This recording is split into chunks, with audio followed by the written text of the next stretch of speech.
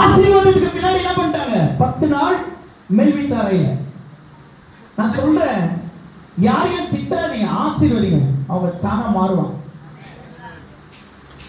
நம்ம திருத்தணும்ன்றதுக்கு ஏதோ ஒண்ணு செஞ்சிருக்கிறோம், அவங்களை மனப்பூர்வமா பிளஸ் பண்ணினே பார்க்கும் போதெல்லாம் ஐ பிளஸ் யூ, பார்க்கும் போதெல்லாம் நீ ஆசீர்வாதமாயிரு சொல்லி பாருங்க, அந்த மனுஷன் மாறும். இப்ப இயேசு சிலுவையில ஜீவனை கொடுக்கும்போது கூட உணர்வு இல்லை. ஏன்? விட்டா வலைய திருப்பி எடுக்கிறாங்க.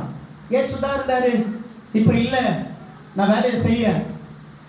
இயேசு திருப்பி வந்து அந்த ஆசீர்வாதம் வந்த பிறகு தானா போய் மேல் வீட்டாரையில் என்ன பண்றாங்க? 10 நாள் உட்கார பரிசுத்த ஆவியானவர்.